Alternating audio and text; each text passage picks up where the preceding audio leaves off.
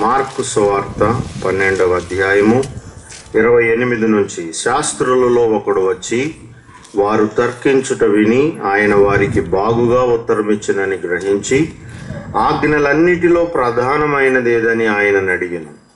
అందుకు యేసు, ప్రధానమైనది ఏదనగా, ఓ ఇశ్రాయేలు వినుము, మన దేవుడైన ప్రభువు అద్వితీయ ప్రభువు. నీవు నీ పూర్ణ హృదయముతోనూ, నీ పూర్ణాత్మతోనూ, నీ పూర్ణ వివేకముతోనూ, నీ పూర్ణ బలముతోనూ నీ దేవుడైన ప్రభువును ప్రేమింపవలెనన్నది ప్రధానమైన ఆజ్ఞ. రెండవది, నీవు నిన్ను వలె నీ పొరుగువానిని ప్రేమింపవలెనన్నది రెండవ ఆజ్ఞ. వీటికంటే ముఖ్యమైన ఆజ్ఞ మరేదియూ లేదని అతనితో చెప్పెను. ఆ శాస్త్రి, బోధకుడా, బాగుగా చెప్పితివి. ఆయన అద్వితీయుడనియు ఆయన తప్ప వేరొకడు లేడనియు నీవు చెప్పిన మాట సత్యమే.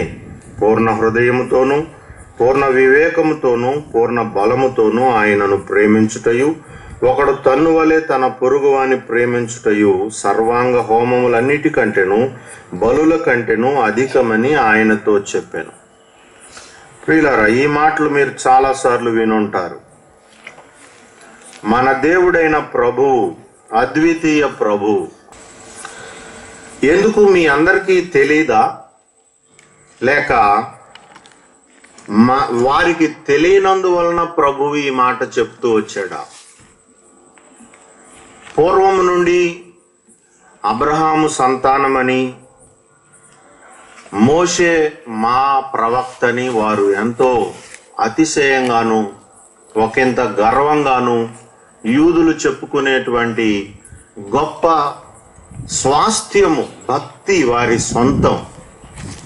అది వారు సంపాదించుకున్నది కాదు, కానీ దేవుని వలన వారికి ఇవ్వబడింది. దేవోక్తులు యూదుల పరము చేయబడెను. ఎవరికిచ్చుట న్యాయమని ఆయనకు తోచిందో వారికి ఇచ్చాడు.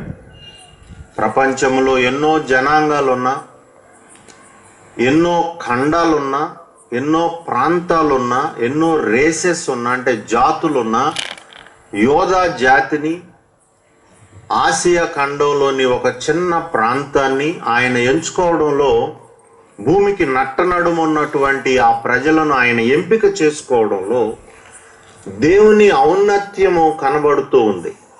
అంతేగాని వారు మంచివారను లేక ఇంకా మనం కారణాలు వెతకొచ్చు. మీరు ఎవరైనా సరే, దేవుడు ఎంచుకోవడానికి సహేతుకమైన కారణాలు ఏమి కనిపించవు ప్రియులారా. దాన్నే కృప అంటాం. కృపకి కారణాలు అక్కర్లేదు. కృప తప్పుల్ని విచారించదు. కృప తీర్పును మించి అతిశయపడుతుంది. కృప మిమ్మల్ని హత్తుకోవటంలో, మీరెంత పాడైనా, మిమ్మల్ని మీరెంత చెరుపుకున్నా, మిమ్మల్ని అమ్మ అని పిలవడంలో, సమరయ స్త్రీని పిలిచినట్లుగా, జక్కయ్య నేడు నేను నీ ఇంట ఉండవలసి ఉన్నది అని చెప్పడంలో కృప అతిశయిస్తుంది. మీకు ఈ విషయం అర్థమైతే దేవుణ్ణి ఒక తీర్పరిగా కాకుండా దేవుణ్ణి ఒక కృపామయునిగా మీరు గ్రహించగలుగుతారు. మిమ్మల్ని నిలబెట్టి తీర్పు తీర్చి కడిగి పంపటానికి కాదు దేవుడు. ఏమండి, మీరు చేసిందంతా గ్రహించుకొని మనసుకు తెచ్చుకొని సిగ్గుపడి దుఃఖపడి విచారగ్రస్తులై బాధతో ఆయన తట్టు తిరిగి, మా కొరకు ఇదంతా చేశావా అని మీరు జ్ఞానోదయం పొందడానికి దేవుడి ఏర్పాట్లన్నీ చేశాడు. సువార్త ప్రకటనను అందుకు వాడుకుంటున్నాడు. ప్రియులారా, ఇప్పుడు మీరు విన్న సాక్ష్యాలు కూడా వారు ఎంత లోతుకు పడిపోయారో, వారిని ఎంత పై స్థాయికి దేవుడు తీసుకురావడానికి అతిశయపడుతున్నాడో, అతిశయించుచున్నాడో, ఆయన మిగుల అతిశయించి జయించాడు వాళ్ళ జీవితాలను. ఏమండి, మీరు అనుకుంటున్నారు చేతబడినని. కాదు. ఏమండి, అంతకుముందు చెప్పిన ఆయన దురాత్మల నుంచి విడుదల పొందామని చెప్పాడు. మనం అనుకుంటున్న ఈ కారణాలు కాదు దేవుడు జయించింది. వాళ్ళ స్వాభావికంగా వాళ్ళల్లో ఉన్నటువంటి ధనాపేక్ష, లోక సంబంధమైన ఆసక్తి, పాపము కొరకైన తొందర, లోపల ఉన్నటువంటి తొందర, వీటన్నిటినీ ఆయన మిగుల అతిశయించి జయించాడు. శ్రమల ద్వారానైతేనేమి, వారు పొందిన దెబ్బల ద్వారానైతేనేమి, వారి మీదికి ఆయన అనుమతించినటువంటి, గమనించాలి, ఆయన పంపినటువంటి కాదు, ఆయన అనుమతించినటువంటి సమస్యలు, శోధనలు, వాటి వలన ఆయన వారిని రాబట్టుకున్నాడు. దీన్నే మనము కృప అని చెప్పుకుంటున్నాము. అందుకే ఆయన అద్వితీయ ప్రభు, ఆయన మార్గాలు అగమ్యములు. ఏమండి, ఆయన వాటిని వెతికి పట్టుకోవాలనుకున్నా, వాటికి కారణాలు వెతకాలని మీరు ప్రయత్నించినా అవి దొరకవు మీకు. రోమీయులకు రాసిన పత్రిక 11:33. ఆహా, దేవుని బుద్ధి జ్ఞానముల బాహుళ్యము ఎంతో గంభీరము. ఏమండి, ఒక మానవుణ్ణి, చెడిపోయిన మానవుణ్ణి, అవిధేయుడైన మానవులను ఆయన వారిని పవిత్రపరిచి, పరిశుద్ధపరిచి, సాతాను చేత బాధించబడినటువంటి ఆ మనుషులనే రోషపూరితులుగా మార్చి, ఏమండి, ఆయన ప్రేమను, ఆయన రోషాన్ని ఇంజెక్ట్ చేసి ఈ మనుషుల చేతనే సైతానును ఓడింప చేస్తున్నాడు దేవుడు. అది ఆయన జయము, అది క్రైస్తవ విజయం. ఏమండి, ఇలా ఎవరైతే మీరు చేయలేకపోతున్నారో మీరు క్రైస్తవులని చెప్పుకోవడానికి అర్హులు కాదు. సైతానును ఓడించడానికి మిమ్మల్నే దేవుడు తిరిగి వాడుకోకపోయినట్లయితే, మోషేతో దేవుడు చెప్పాడు ఏమని, రా, నేను నిన్ను ఫరో యొద్దకు పంపుతాను. మోషే ఎక్కడి నుంచి పారిపోయాడు? ఎవరికి భయపడి పారిపోయాడు చెప్పండి? ఫరోకి భయపడే. తాను చేసినటువంటి నరహత్య ఎక్కడ బయటపడుతుందో, ఒక ఐగుప్తీయుడిని చంపినందుకు ఒక హెబ్రీయుడు, అది గొప్ప నేరం కాబట్టి ఎక్కడ చంపేస్తారు అనే భయంతో పారిపోయాడు. కానీ దేవుడు మళ్ళీ అతన్ని పిలిచి, మోషేని నేను నిన్ను ఐగుప్తుకే పంపుతాను అని పిలిచాడు. అది క్రైస్తవ విజయం. ఓడిపోయిన వాడు, పారిపోయిన వాడిని తిరిగి పట్టుకొని ఒక మండుచున్న పొద అతన్ని ఉజ్జీవింప చేయడానికి ఉపయోగపడుతుంది. మారు మనసు మీకు అలాంటి ప్రయోజనాన్ని కల్పించాలి. ప్రియులారా, మీరు పాపాలే ఒప్పుకోండి, లేక బాప్తిస్మాలే పొందండి, మీరేమైనా చేయండి. ఒక్కొక్క సంఘం ఒక్కో విధంగా వారి వారి పరిచర్య విధానాలు కలిగి ఉంది. కానీ వీటన్నిటి వెనకున్న ఉద్దేశం ఏంటంటే, దేనికి భయపడుతున్నావో, దేనికి లోబడుతున్నావో, దేనికి దాసునిగా ఉన్నావో అక్కడి నుండి నిన్ను తిరిగి కట్టి నూతన పరిచి మరలా దాని మీదకే నిన్ను దండెత్తేలాగా, భయం అనేది లేని వ్యక్తిగా, ఏమండి, మన జీవిత కాలం అంతయు నిర్భయులమై, ఎలా, ఎప్పుడు, ఏమండి, వృద్ధాప్యం వరకు కాదు, మన జీవిత కాలం అంతయు నిర్భయులమై, మన ఎముకలలో బలముండగా కాదు, ఏమండి, యవ్వన కాలంలో కాదు నిర్భయం అనేది, మన జీవిత కాలం అంతయు నిర్భయులమై ఆయనను సేవించటానికి ఈ రక్షణ అనే ఏర్పాటు ఇవ్వబడింది. హెబ్రీయులకు రాసినటువంటి పత్రికలో ఆ గ్రంథకర్త ఏమన్నాడంటే, మరణ భయము చేత జీవితకాలం అంతా మనము దాస్యమునకు లోబడి ఉన్నాము.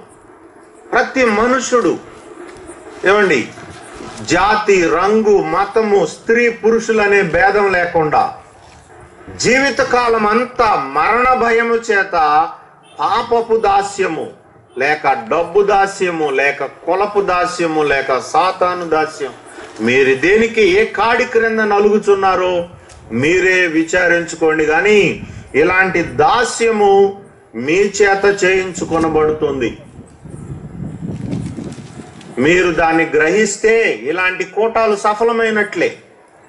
ఏమండి, ఇప్పుడు బ్రదర్ చెప్పారు, ఆయన చదువులో చాలా ఉన్నత స్థాయికి వెళ్ళారు, ఒక మంచి లెక్చరర్గా పనిచేస్తున్నారు. కానీ ఆయన చేత కూడా దాస్యము చేయించబడుతూ ఉంది. తనకిష్టం లేని పనులు చేస్తున్నాడు ఆయన. ఆయనను కూడా భయపెడుతున్నాయి పరిస్థితులు. ఉద్యోగం సెక్యూరిటీ ఇస్తుందని నేడు ఎంతమంది భావించట్లేదు? ఎంతమంది యువకులు ఏమండి ఆదివారాలు కూడా దేవుని ప్రభు దినం అనే కనీస గౌరవం లేకుండా ఎంతమంది యువకులు చదువుకోవడానికనో లేకపోతే అదనో ఇదనో అది వస్తుందో రాదో తెలియదు అటు ఇటు తిరుగుతూ ఎన్నిసార్లు ప్రభు దినాన్ని వారు పోగొట్టుకుంటున్నారో, ఆరాధన సమయాలను పోగొట్టుకుంటున్నారో మీకు తెలుసా?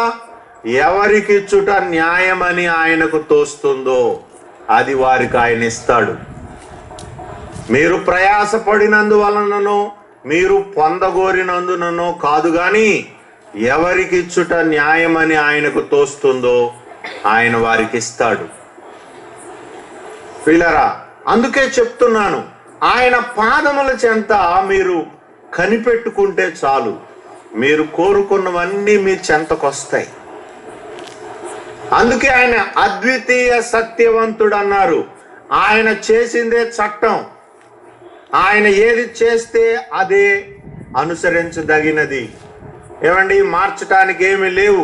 మార్చగల సమర్థుడు ఎవడు లేడు.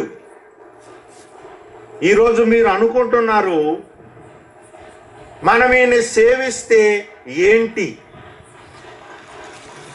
కేవలం కొంచెం భక్తి కొంచెం నీతి సరిపోదా అనేది చాలా మందిలో ఉన్నటువంటి ఒక ప్రశ్న. ప్రియులారా, అబ్రహాముతో ప్రారంభమైంది కదా ఈ యాత్ర, విశ్వాసపు యాత్ర.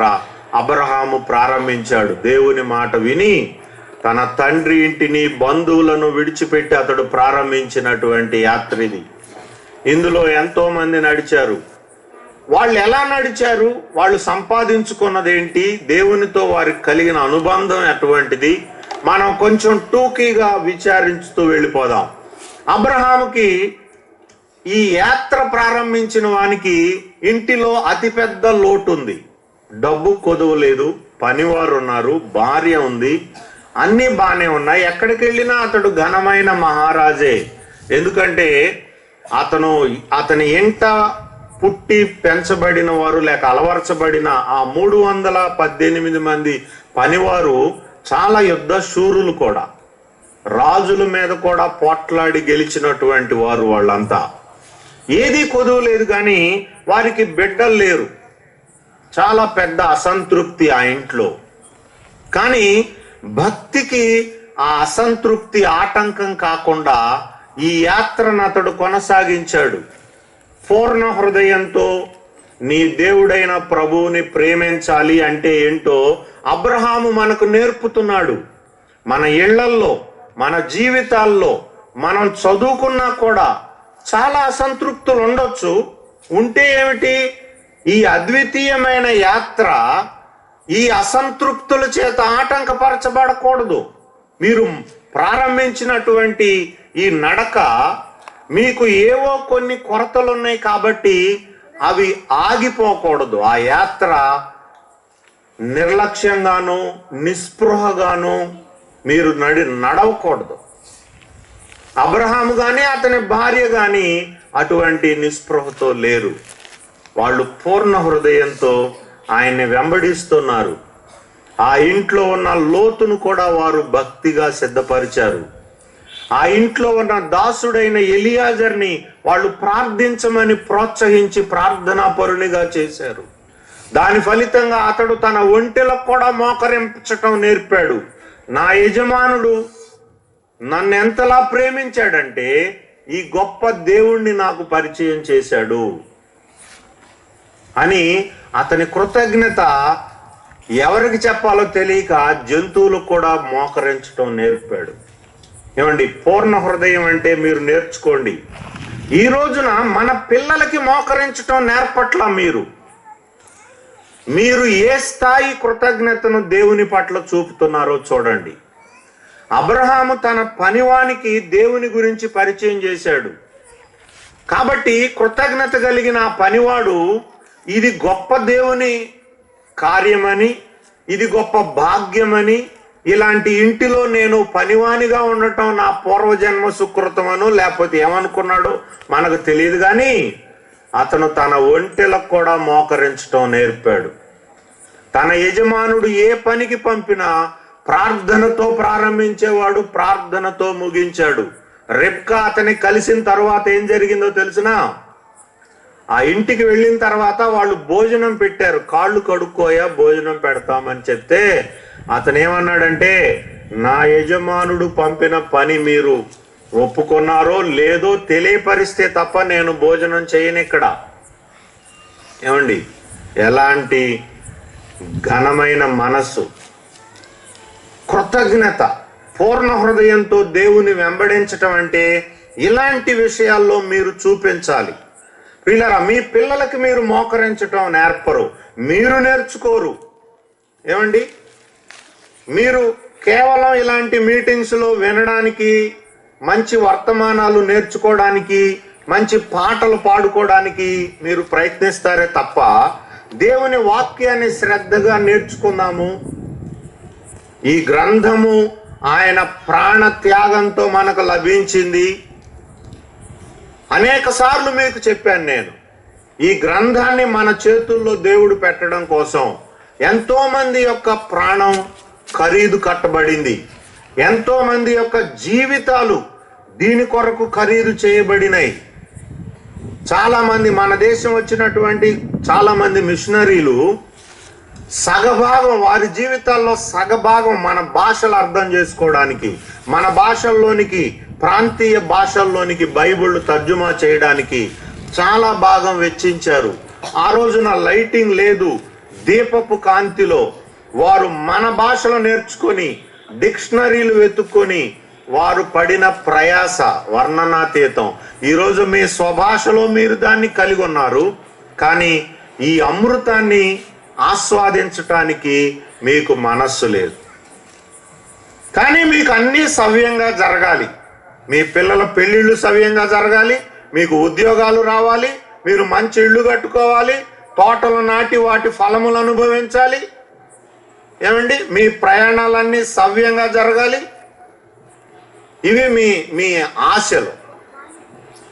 ఇవి సహేతుకమైనవేనా?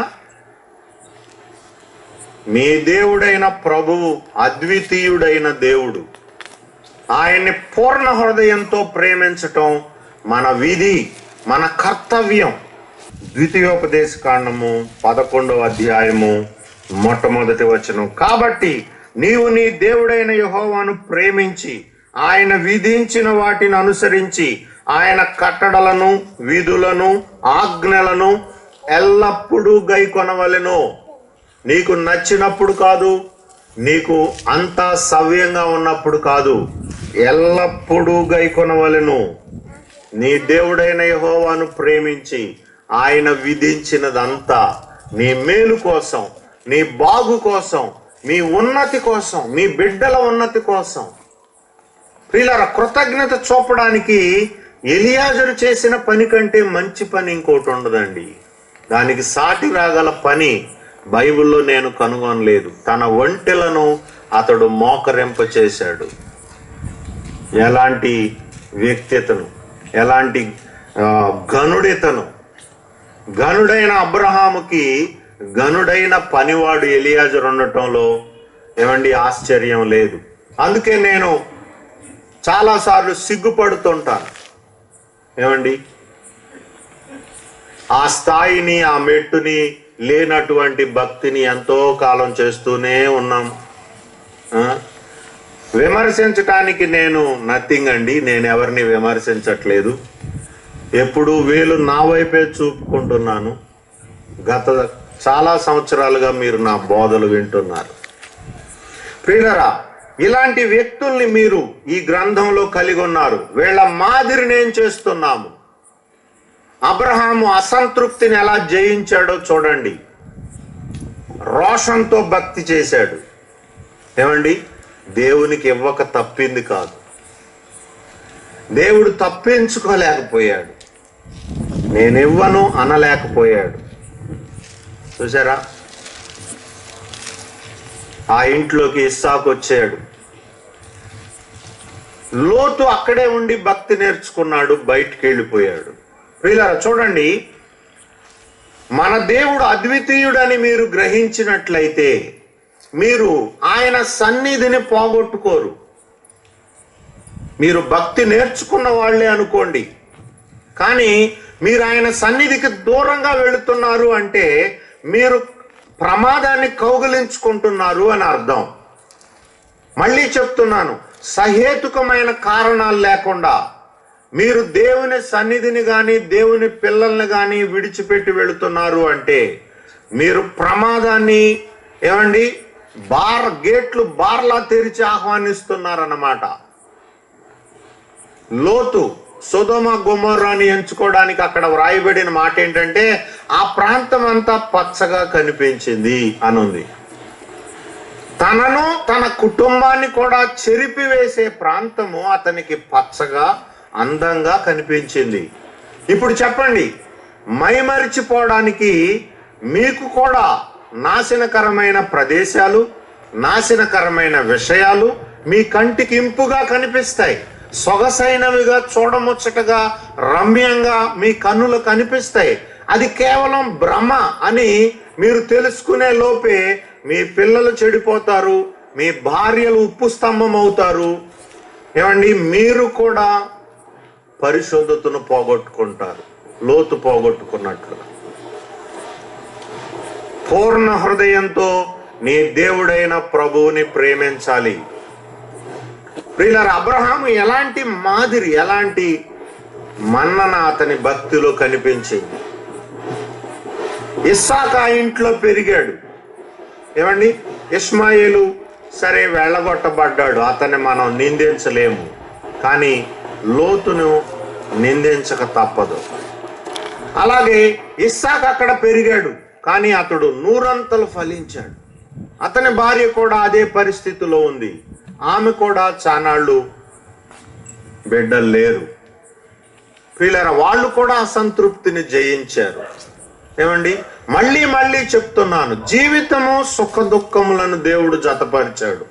మానవుని జీవితంలో దేవుడు సుఖ దుఃఖములను జతపరిచాడు. ఈ చిన్న విషయం కూడా మీకు అర్థం కాకపోతే కన్నుల నుండి కన్నీరు అనేది రాకూడదు అని మీరు నిర్ణయించుకుంటే మీరు పొరపాటు పడుతున్నట్లే. మీ కన్నీళ్లు ఆయన బుడ్డిలో ఉంచబడతాయి. మీకు విలువ కట్టడానికి కొన్ని విషయాలు ఉన్నాయి. మీ దగ్గర కూడా మీరు నిరుపేదలైనా, మీరేమీ లేని వాళ్ళైనా, ఎంత చదువుకోకపోయినా, గర్భదరిద్రులైనా మీ దగ్గర కూడా కన్నీళ్లు ఉంటాయి.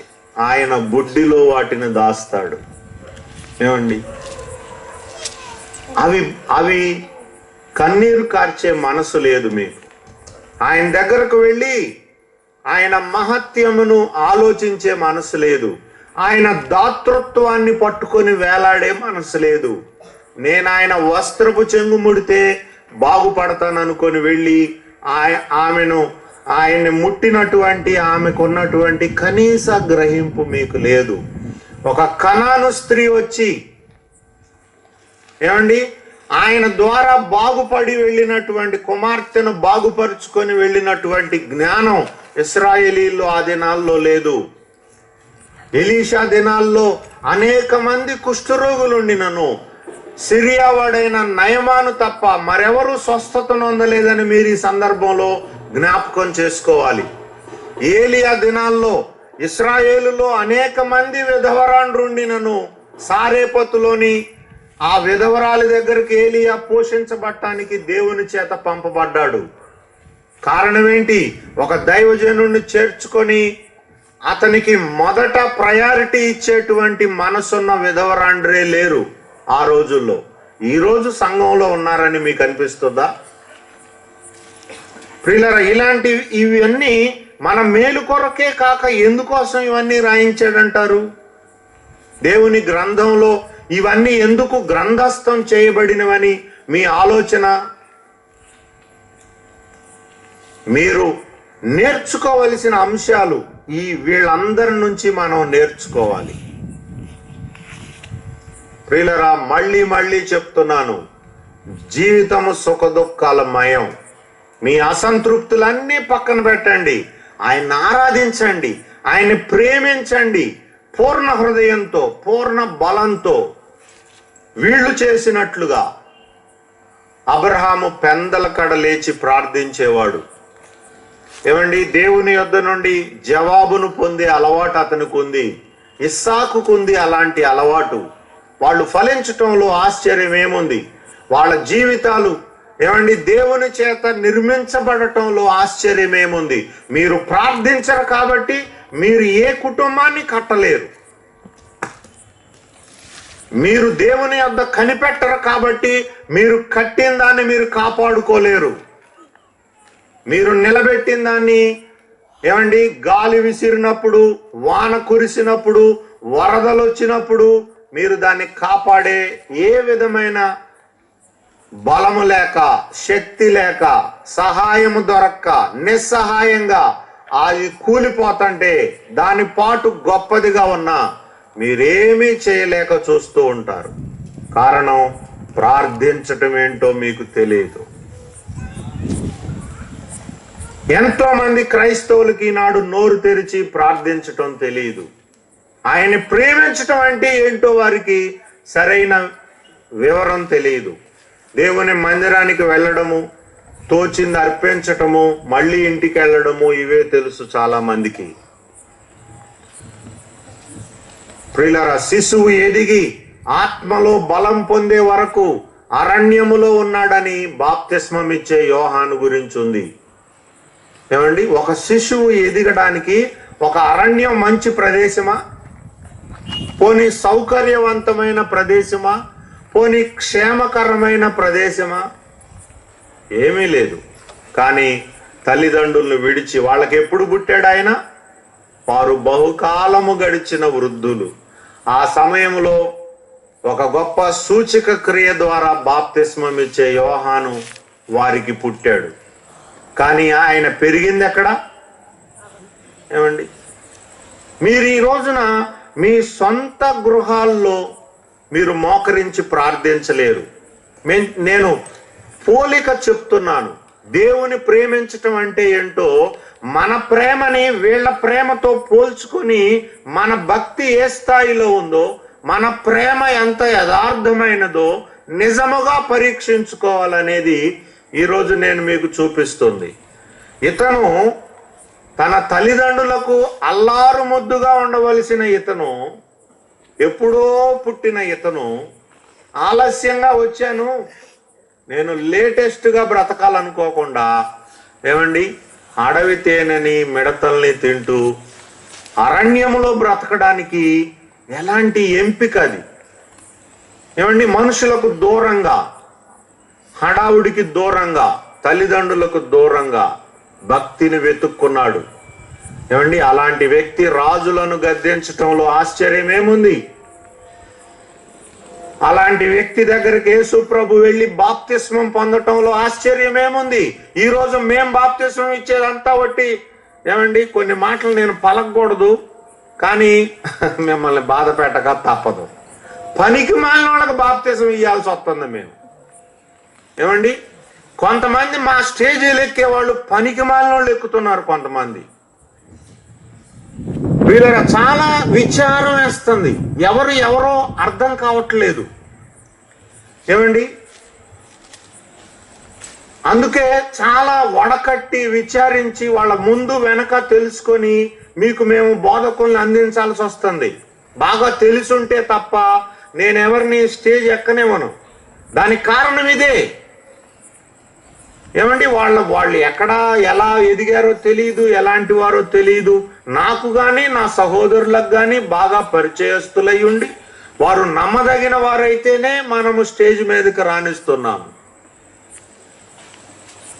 పూర్ణ హృదయంతో ఆయన్ని ప్రేమించటం చాలా మందికి ఏమండి ఇప్పటికీ తెలియట్లేదు. వస్తుంటారు, వెళుతుంటారు, ఆరాధనకు వస్తారు, వెళతారు, ఇంతటితోనే సర్దుకుంటున్నారు. ఇలాంటి బాప్తిస్మాలు లేక ఇలాంటి సర్టిఫికెట్స్ ఏదైతే మేము ఇస్తున్నామో ఏమండి ఎంత విచారంగా ఉంటున్నాయి. కానీ ఇతను యేసు ప్రభుకి బాప్తిస్మం ఇచ్చాడు. ఈ బాప్తిస్మం ఇచ్చే యోహాను యేసు ప్రభు శిష్యులకు కూడా ఇచ్చాడు. ఇతను ఏమండి బాప్తిస్మం ఇచ్చింది యోహానే. ఎందుకో తెలుసా? అతని భక్తి అరణ్యములో కొనసాగింది, పెందల కడ లేచి కొనసాగింది. ప్రియులారా, మీరు నేను చేస్తున్నట్లుగా మనము సౌకర్యవంతంగా కూర్చొని ఆడుతూ పాడుతూ చేసేది కాదు క్రైస్తవ భక్తి. ఈ లోకాన్ని ప్రభావితం చేయాలనుకుంటే ప్రభువుకి ముందుగా నడుతువు అనేటువంటి మాట యోహాను గురించి ఆయన తండ్రి ప్రవచించాడు. ఓ శిశువా, నీవు ప్రభువునకు ముందుగా నడుతూ. వీళ్ళు పూర్ణ హృదయంతో దేవుని సేవించేవారు, పూర్ణ ఆత్మతో ఆయన్ని సేవించాలని ప్రయత్నించేటువంటి వారు. ప్రభువా, నన్ను శుద్ధీకరించుము, నీ కొలిమిలో నీ అగ్నిలో నన్ను శుద్ధీకరించమని వీళ్ళు అపేక్షగా ఏమండి కోరుకుంటారు. చాలా మంది దేవుని శోధనలకు దూరంగా పారిపోతుంటే వీళ్ళేమని అడుగుతారంటే, నీ అగ్నిని పంపి నన్ను శుద్ధీకరించుము. చాలా మంది నీళ్లలో బాప్తిస్మాన్ని అడుగుతా ఉంటే వీళ్ళు మాత్రం ఆ రెండో బాప్తిస్మాన్ని అడుగుతారు. అగ్నిలో నాకు బాప్తిస్మమిమ్ము అని వీళ్ళ ప్రార్థన అయి ఉంటది. ఏమండి, చాలా మంది పొగడ్తలను కోరుకుంటుంటే వీళ్ళు దావీదులాగా నీకు ఆయాసకరమైన మార్గము నా యందున్నదేమో చూడుము, నన్ను నిశితంగా విమర్శించుము. ప్రభువా, నన్ను నిశితంగా విమర్శించుము. చాలా మంది దేవుని సేవకుల హస్త నిక్షేపణాన్ని కోరుకుంటుంటే వీళ్ళేమని ప్రార్థిస్తారంటే, నీతిమంతులు నన్ను కొట్టుట నాకు ఉపకారము, అట్టి వారి గద్దింపు నాకు తైలాభిషేకము, అట్టి అభిషేకాన్ని నేను త్రోసివేయకుందునుగాక అని ప్రార్థిస్తారు ఇటువంటి వ్యక్తులు. ఏమండి, వీళ్ళ బాప్తిస్మము యేసు ప్రభు శిష్యుల్ని తయారు చేస్తుంది. యేసుకు ముందుగా నడిచేటువంటి భక్తిని వీళ్ళు సాధించగలుగుతారు. ప్రియులారా, ఇది మనం ఆలోచించాలి, దీని గురించి మనము చింతించాలి, విచారించాలి. మన ప్రార్థనలు ఎటువైపు వెళుతున్నాయి? ఇంతమందిని మనము చేరి ఏమీ సాధించకుండానే జీవితాన్ని దాటిపోదామా? ఎంత వృధా చేస్తున్నాము, ఎంత వృధా అయిపోతుంది. ఏమండి, గొప్పలు చెప్పుకోవడానిక మనం ఇక్కడికి వచ్చింది? లేదు లేదు ప్రియులారా, ఔన్నత్యము, గొప్ప దేవుని ఔన్నత్యాన్ని వాడవాడల మనుషులు విన్నా వినకపోయినా వాళ్ళ చెవులు గింగురుమనేటట్లుగా క్రీస్తు యొక్క సాక్ష్యము వారు విన్నా వినకపోయినా వాళ్ళ చెవుల్లో దూరేటట్లుగా మీరు నేను బ్రతకవలసి ఉంది. ఏమండి, అందుకోసమే దేవుడు మనల్ని పిలిచాడు. మనం అరిచి గోల పెట్టడం ద్వారా కాదు, అరణ్యములో ఎదగడం ద్వారా, ఒంటరి స్థలాల్లో మీరు తర్బీదు చేయబడటం ద్వారా, ఒంటరి వేదన పాఠశాలలు ఉన్నాయి, ఇబ్బంది కొలిముంది, ఇలాంటి వాటిల్లో మీరు తర్బీదు చేయబడటం ద్వారాను, ఇష్టపూర్వకంగా అందులో బడి నడవటం ద్వారాను ఏమండి మీరు సిద్ధపడినట్లయితే మీ సాక్ష్యము వద్దన్నా వింటారు వాళ్ళు. ఏమండి, మిమ్మల్ని తీసుకొని వెళ్ళి వాళ్ళ అంతఃపురాల్లో మిమ్మల్ని పిలిచి చెప్పించుకుంటారు. యోహాను చెరసాల్లో ఉంటే ఈ గనుడైన వ్యక్తి యొక్క మరుగుపరచబడిన ఒక విషయం మీకు చాలా మందికి తెలుసు, కానీ దాని గురించి ఎప్పుడు మాట్లాడుకోము. ఈ యోహాన్ని చెరసాల్లో బంధించారు. ఏమండి, ఆయన మరణ శిక్ష కోసం ఎదురు చూస్తున్న వ్యక్తి.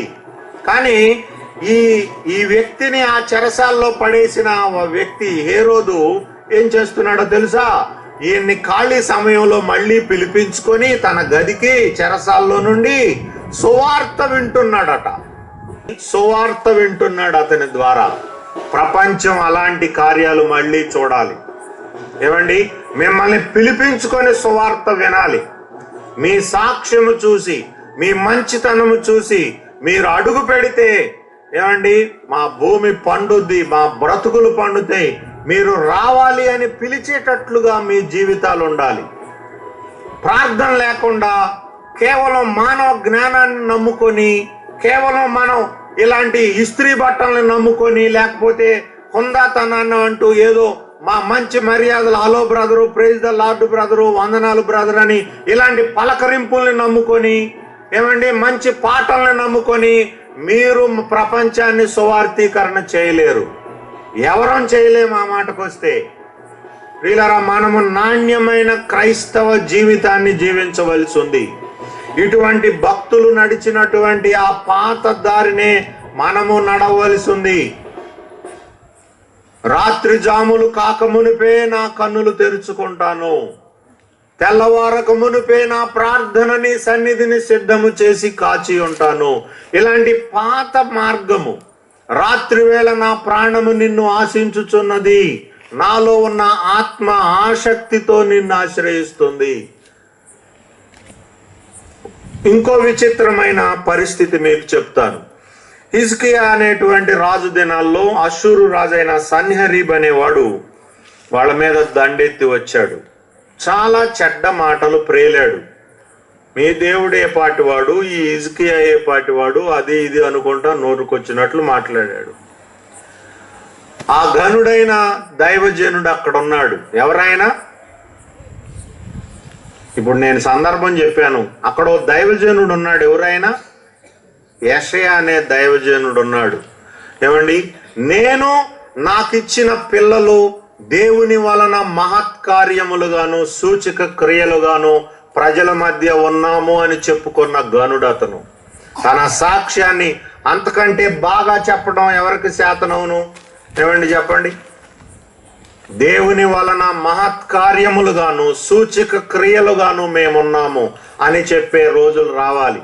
ప్రియులారా, అలాంటి సాక్ష్యం కోసం కనిపెట్టి ప్రార్థిస్తున్నాము. దానికోసం చాలా ఇబ్బంది పడుతున్నాము. ప్రియులారా, సైతాన్ కూడా ఏం ఊరుకోడలేండి.